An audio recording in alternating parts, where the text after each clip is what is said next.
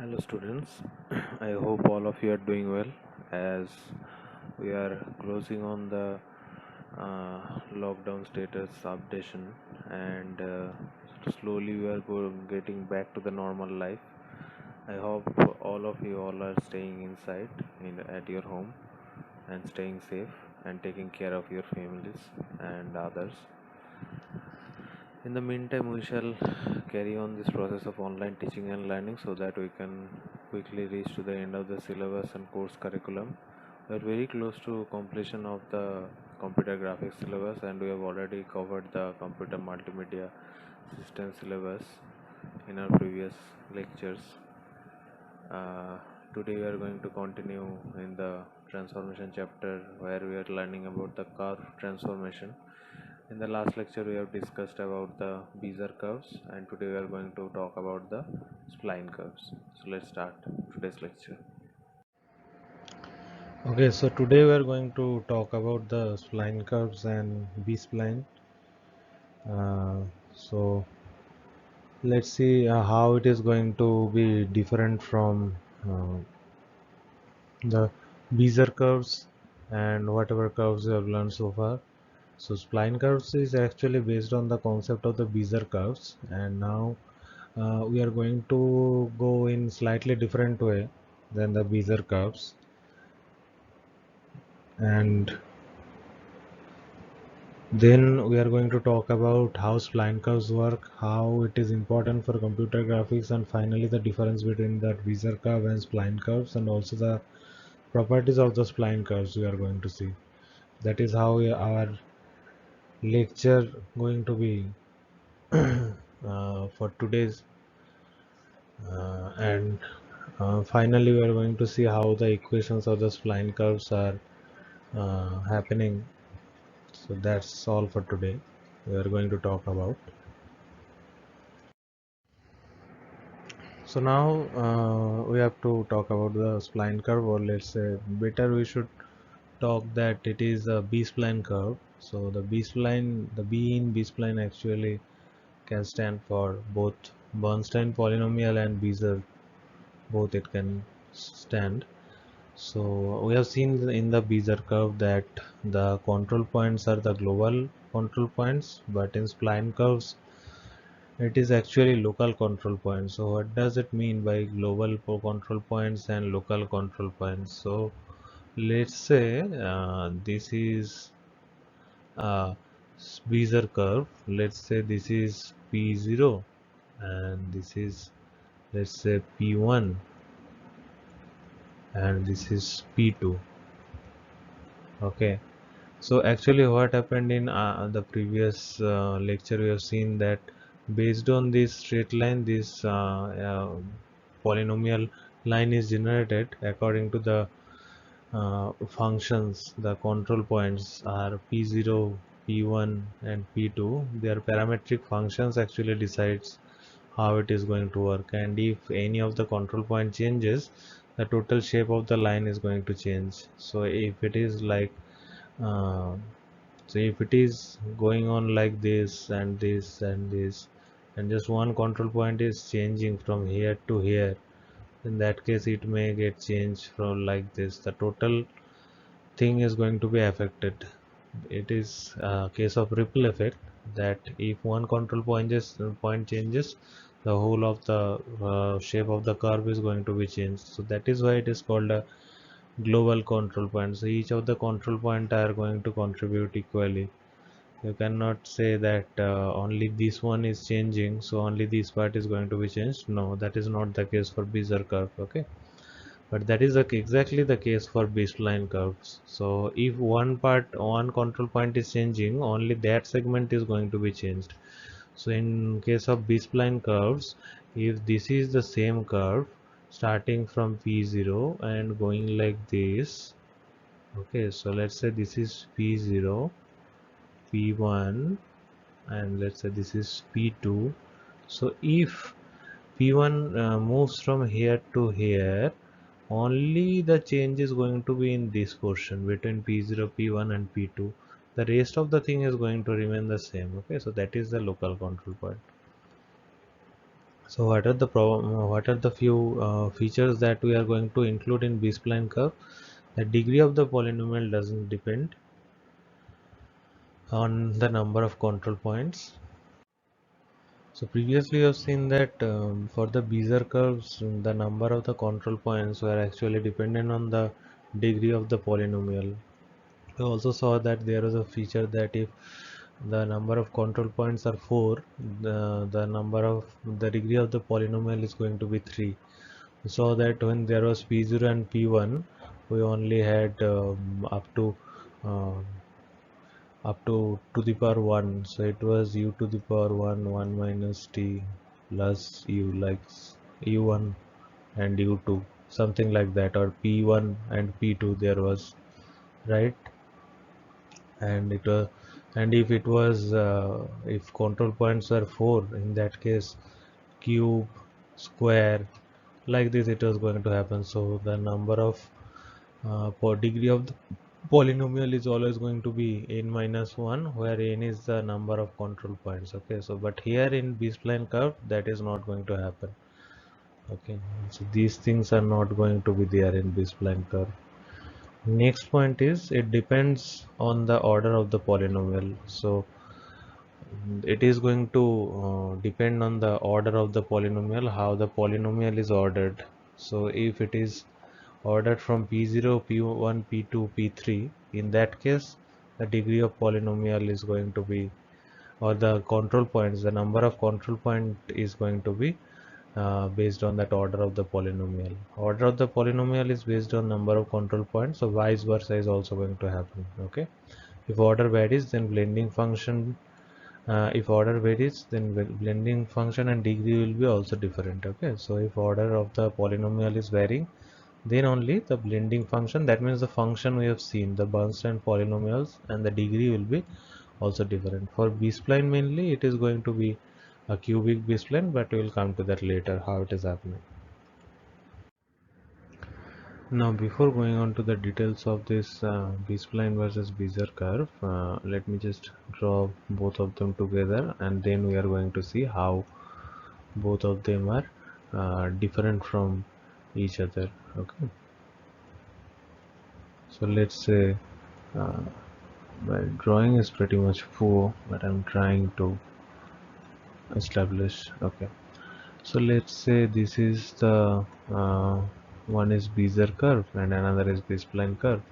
So as I have drawn that, let's say this is the Bezier curve. Okay, and the B-spline curve also looks the same. Okay, so let's say this is the P0, let's say this is P2, and P1 is lying over here. Okay, and also for B-spline curve this is P0, P1 is somewhere here, and P2 is here. Now as I have said that the control points in Bezier curve are global and in the control points in B-spline curve are local. So that means if I change it here to here, it is only going to affect this portion, but if I change it here to here, it is going to affect the whole curve, right? Now that is that we have already discussed, but what is important is on the line segments, because there are why this is becoming a local control point, how it is becoming a local control point in B-spline curve. Actually this is treated as one segment, this is treated as one segment, this is treated as one segment, and this is treated as one segment. So like this every control point or every uh, interval between the control points are treated as line segments. So here you can see that this is the equation for cubic spline or B spline. Okay, so now what are these things? P, I, N, I, comma, K, and T. So T, what is T here?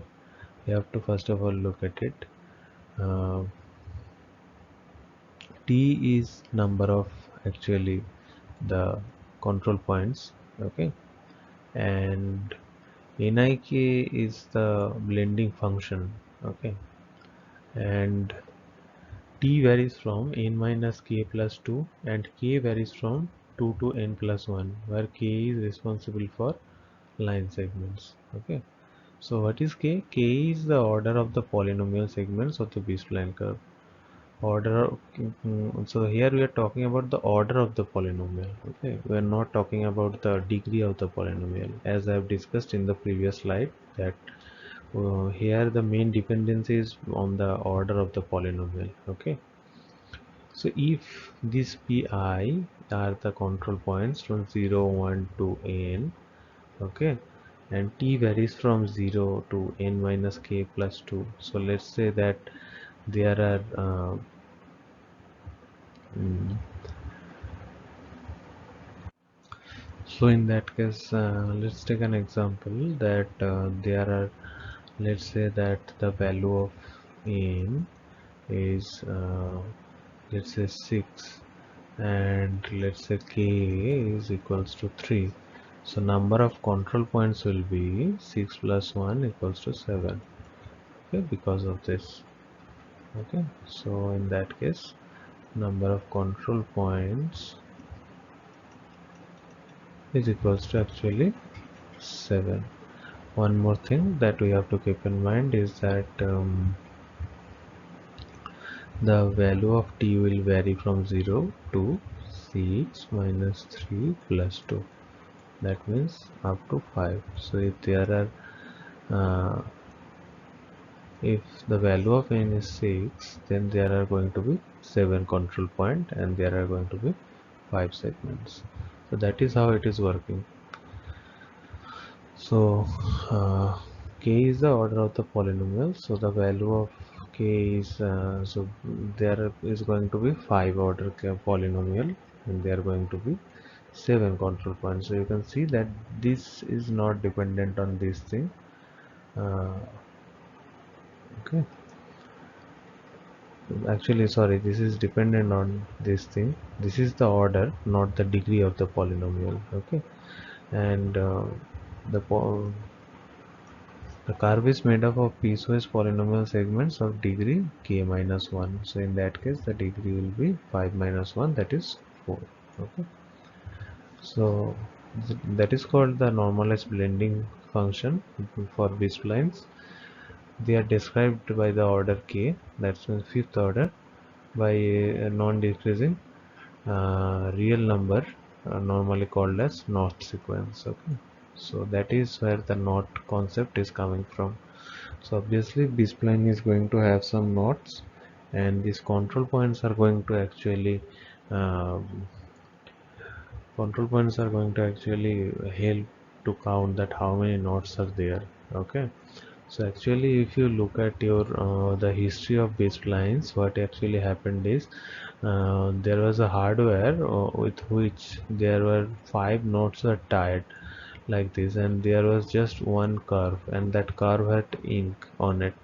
Okay, so whenever writing a paper,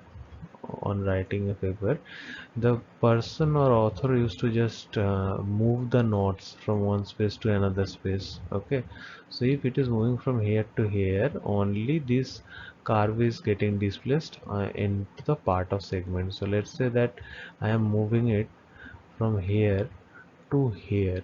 Okay, so the curve is only going to be changed in this part, not in the total part.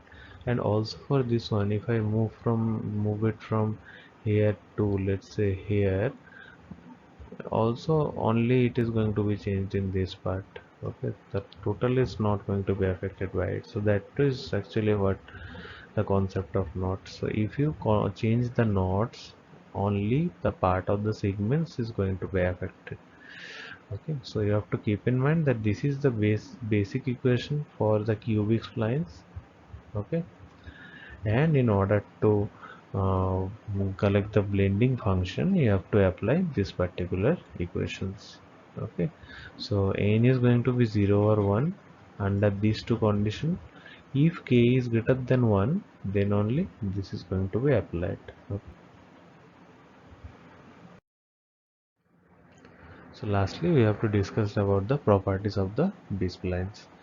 So the properties of the B-spline include the sum of the B-spline basis function for any parameter value is 1. So if you sum the all of the cubic spline equation, it is going to give your parameter value as 1.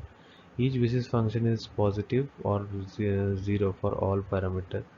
Okay, so if you actually calculate the value of that CT, you are going to find that it is going to be positive or 0. So it is going to be greater than equals to 0 actually. Each basis function has precisely one maximum value except for k equals to 1. So if you look at the previous slide, if you look at the function of the basis function or blending function, whenever I'm talking about the basis function, it is actually the blending function has precisely one maximum value except for k equals to 1. You saw that for k equals to 1, it can have multiple maximum value. Just go back to the video on that part and check the equation. The maximum order of the curve is equal to that is already discussed. The degree of the B-spline polynomial is independent, that I have already discussed also. B-spline allows local control, so I have already discussed also this. Uh, right, and the curve exhibits the variation diminishing property. Okay, so there is no particular property on it, only the local changes are going to affect the curve. Curve generally follows the shape of defining polygon. Okay, so if this is the polygon, it is not going to be like this and this. It can be like this and then it can be like this. It is not like the Bezier curve that it is going to affect the whole of the curve. Okay, so it is totally dependent on the shape of the defining polygon. Any affine transformation, yeah, that is also true for Bezier curve and B-spline curve, because this is one type of transformation which can change the shape of the object, so affine transformation is fine. The curve line within the convex hull of it is also the same. I have already discussed this in the Bezier curve. It is in the convex hull of the defining polygon. So if this is the polygon, this is the convex hull, and this is the defining polygon. This is the curve. Okay, so that is same for Bezier and B-spline. So that's it for the B-spline curve. Next we are going to discuss about the other transformations in our next lecture. Thank you for watching. Stay safe, stay at home, and I hope all of you are doing well. Catch you in the next one. Bye.